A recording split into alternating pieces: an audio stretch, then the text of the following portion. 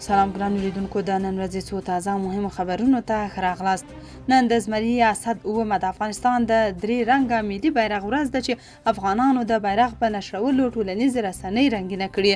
دا ورځ په 1998 کال کې د افغاني ولسمشر اشرف غني له لوري د افغانستان ملي بیرغ ته د درناوي او ویاړ په موخه ونومول شوه. حبیب الله اغا وايي مجبوریت او د پیسو بدله د زنا حد ساقطوي. موقتي نکاح شرعي لاره ده. د پوهنې وزیر حبیب الله اغا د خپلو غړو پر زنا د نیول کېدلو او پر هغوی د حد نه پلي کېدلو غبرګونونو ته په ځواب کې ویلي دا یوه فقهي مسله ده. که ښځه او سړی ووایي چې دا کار یې د مجبوریت او پیسو لپاره کړی، له حد څخه خلاصیږي. نوموړي همداراز د زنا او اخلاقي بېراهیو د مخنیوي لپاره موقتي یا صیغه نکاح هم تایید کړې ده. دا داسې مهال چې شته راپورونه او ناظرین پر طالبانو نیوکې کوي چې عام خلک د ورته تورونو له امله په عام محضر کې په درو وهل کیږي، خو پر خپلو غړو بېلابېلې استثناوې پلي کوي.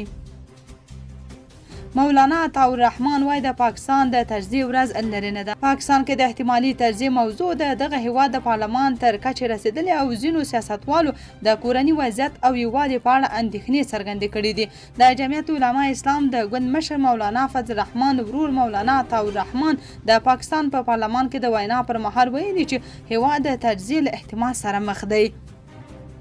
هغه ویلي ښایي هغه ورځ ډیره لرې نه وي چې بلوچستان او خیبر پښتونخوا ته د سفر لپاره پاسپورټونو ته اړتیا پیدا کړو. نوموړي همداراز د پاکستان له پوځ او حکومت ته غوښتي چې د خیبر پښتونخوا بلوچستان پر خلکو ظلمونه ودروي.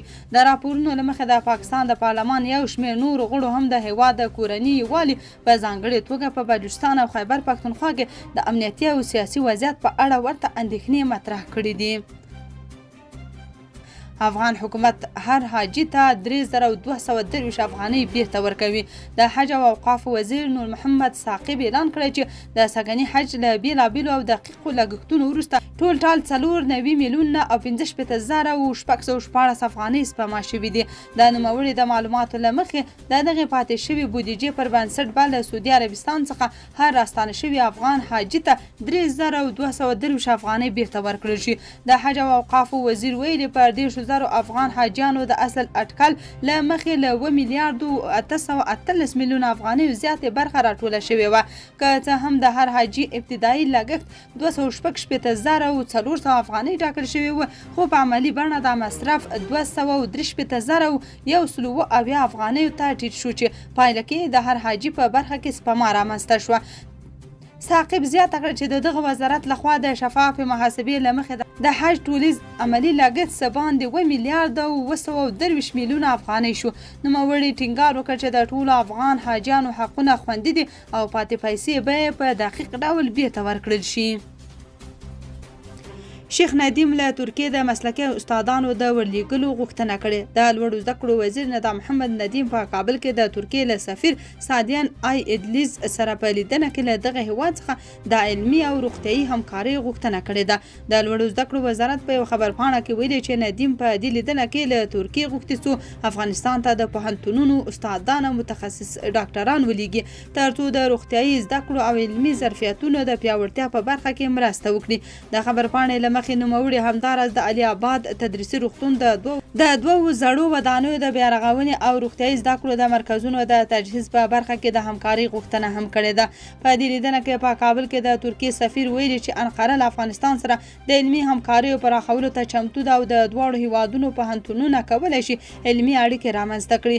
دا غوښتنه داسې مهال مطرح کیږي چې د افغانستان پوهنتونونه او روغتیایي مرکزونه په وروستیو کلونو کې د استادانو، متخصصو ډاکټرانو او علمي کادرونو له کمښت سره مخ دي.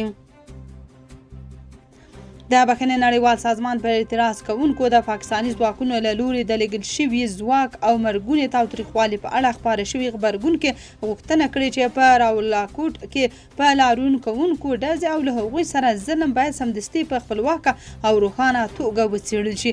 د دغه سازمان د سویلي اسیا سرپرستې مدیر ایزابیل لاسي له پاکستاني چارواکو غوښتنه کړې چې پر جامو او کشمیر ګډ ولسي کمیټې لګېدلی غیر قانوني بندیز او د ترهګرۍ د قوانینو ناسم کارول دې سمدستي ودروي.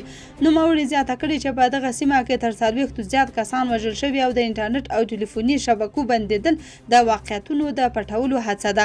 دغه سازمان له پاکستاني چارواکو په کلکه غوښتي چې پر سوله ییزو لاریونونو بندیزونه لغوه کړي، انټرنیټ او مخابراتي خدمتونه بیرته فعال کړي او آزادو رسنیو خپلواکو څارونکو ته په کشمیر کې د وضعیت د مستقیم څارلو اجازه ورکړي.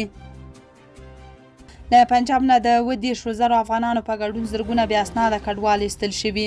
د پاکستان د پنجاب ایالت پولیسو ویلي چې تر اوسه له دغه ایالت څخه د 20,000 افغانانو په ګډون زرګونه بې اسناده بهرني وګړي بیرته ستانه کړي دي.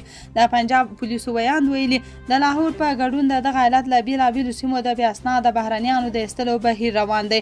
د پولیسو د معلوماتو له مخې له ایستل شوو کسانو څخه 14,954 نارینه، 10,254 ښځې او 14,783 ماشومان دي چې پولیس وايي په ستنو شوو بهرنیانو کې 11,145 کسان د اوسېدو اسناد لرل، 11,130 کسانو د ICC کارتونه لرل او 14,909 کسان ناقانونه میشت وو. د پنجاب پولیسو په وینا اوس هم 214 اسناده بهرني وګړي د کډوالو د ساتنې په مرکزونو کې ساتل کیږي چې د قانوني پړاوونو تر بشپړېدو وروسته باید د ستنولو پریکړه وشي. نتنیاهو باید ونیول شي او نړیوالې جزایي محکمې ته دې وسپارل شي. د بخښنې نړیوال سازمان د امریکا څانګې له امریکایي چارواکو غوښتي چې واشنګټن ته د نتنیاهو د سفر پر مهال هغه ونیسي. دغه سازمان ټینګار کړی چې نتنیاهو باید د بشري حقونو او د قانون حاکمیت ته د درناوي لپاره نړیوالې جزایي محکمې ته وسپارل شي. دا په داسې حال کې ده چې د اسرایل لومړي وزیر بنیامین نتنیاهو پرون د جولای په 28مه واشنګټن ته سفر وکړ او په سپینه ماڼۍ کې د امریکا له ولسمشر ډونالډ ټرمپ سره ولیدل. د جرمونو نړیوالې محکمې د 2023 کال په نومبر میاشت کې د بنیامین نتنیاهو او د اسرائیلو د دفاع پخوانی وزیر یواف ګالانت پر ضد د جنگي جرمونو او د بشریت ضد جرمونو د تورونو له امله د هغوی د نیولو حکم صادر کړی و. امریکا وايي د ایران د بالستیکو توغندیو برید مو شنډ کړ. د امریکا مرکزی قومندانۍ یعنی سنټکام ویلي د ایران د سپاه ځواکونو د سه‌شنبې په ورځ د ختیځ پر وخت مازدیګر په منځني ختیځ کې پر امریکایي ځواکونو د ناڅاپي برید په موخه له ایران څو بالستیک توغندي وتوغول، خو دغه برید د دفاعي سیستمونو په واسطه په بشپړ ډول ناکامه کړل شوی دی. سنټکام په یوه اعلامیه کې ویل چې ځواکونه یې په سیمه کې په لوړ چمتووالي کې دي او د هر ډول احتمالي بریدونو د ځوابولو لپاره پوره بیداري لري. امریکایي ځواکونو ټینګار کړی چې د خپلو سرتیرو او اډو د امنیت ساتلو لپاره به هر ډول لازم اقدامات ترسره کړي.